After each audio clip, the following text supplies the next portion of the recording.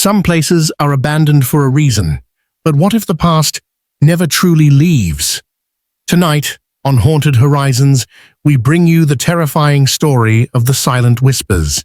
Deep in the forgotten town of Ravenswood, an ancient manor stands untouched, its halls frozen in time. They say those who enter hear whispers in the dark, voices calling from beyond. And once you step inside, you may never leave. Sara Thompson, an investigative journalist, ignored the warnings. She wanted the truth behind the mystery of Eliza Ravenswood. But the deeper she searched, the louder the voices became. And when she finally uncovered the house's dark secret, it was already too late. Turn off the lights, put on your headphones, and listen carefully. If you hear the whispers, you are not alone. Prologue. The town of Ravenswood had always harbored secrets, but none darker than the whispers that echoed from the abandoned Ravenswood Manor. No one dared venture inside, not since the disappearance of Eliza Ravenswood in 1923. They said she still roamed the halls, searching for something or someone. Those who had dared to step foot on the property spoke of eerie whispers in their ears, shadows moving in the corners of their eyes, and an overwhelming sense of being watched. But Sara Thompson wasn't like the others.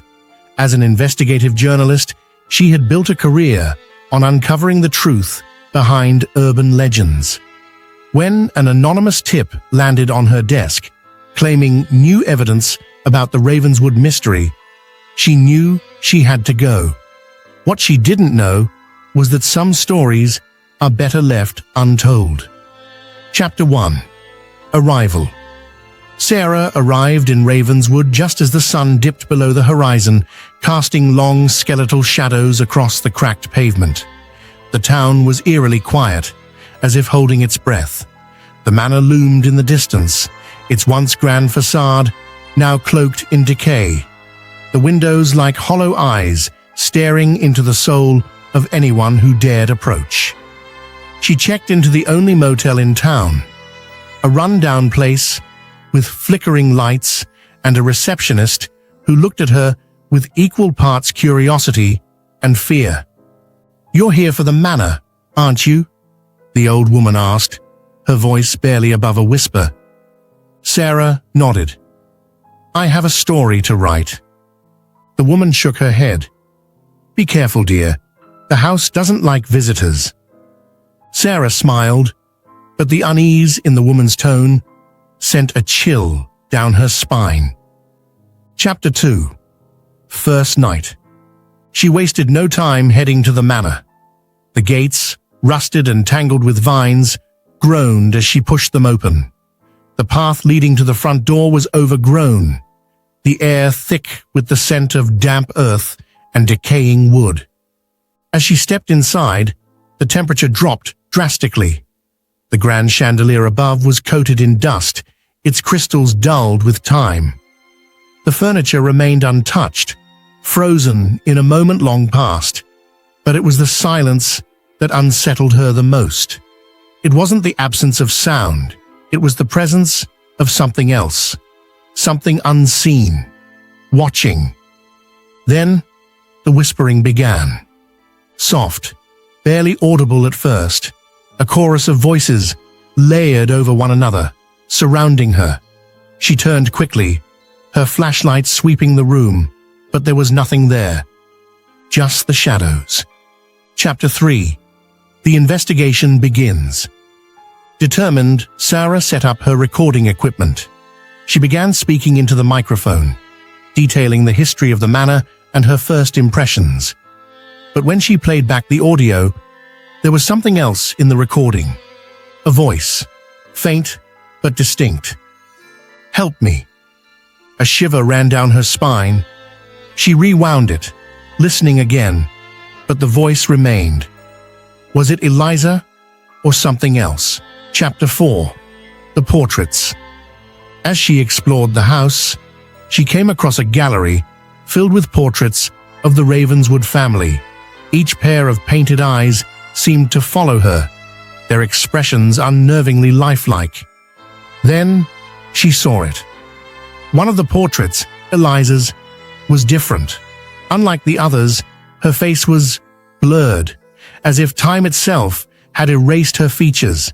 But as Sara stepped closer, she swore she saw the outline of a mouth, and it was smiling. Chapter 5. The Shadow in the Hallway. The whispers grew louder as the night wore on. Footsteps echoed from the upper floor, slow and deliberate. Sara gripped her flashlight, heart hammering, as she called out, "Hello?" No answer. Then, from the corner of her eye, she saw it. A shadow, slender, elongated, standing at the top of the grand staircase. It didn't move. Neither did she. Chapter 6. The Secret Room. Determined to uncover the truth, Sara searched through old blueprints of the house and discovered something chilling. A hidden room. She followed the markings to the library and pressed against an old bookcase. It groaned, shifting slightly before revealing a dark passageway. The air inside was heavy, thick with the scent of mildew and something rotting. Inside, she found an old journal. Eliza's journal. Her hands trembled as she flipped through the pages, each entry more frantic than the last. "He is watching me. The man with no face. He comes at night, whispering my name. I cannot leave. He will not let me." A sound behind her made her freeze, breathing, right against her ear. Chapter 7. The Escape. Sara turned and ran, her flashlight beam bouncing wildly as she sprinted down the hallway. The whispers turned to wails, the very walls of the manor seeming to close in on her. She reached the front door, yanking at the handle. Locked. A voice, impossibly close, whispered, "You should not have come." Chapter 8. The Revelation. Morning came, and she found herself lying on the manor's front lawn. The door behind her shut, as if she had never entered. Her equipment was gone. Her notes vanished. Only Eliza's journal remained clutched in her hands. She left Ravenswood that day, but the nightmares never did. Because every night, at exactly 3:33 a.m., she hears the whispers, and sometimes she sees the shadow waiting in the corner of her room. Epilogue. The Ravenswood Manor still stands, untouched, undisturbed. And if you listen closely, just past the rustling leaves and howling wind, you might hear them, the silent whispers calling you inside.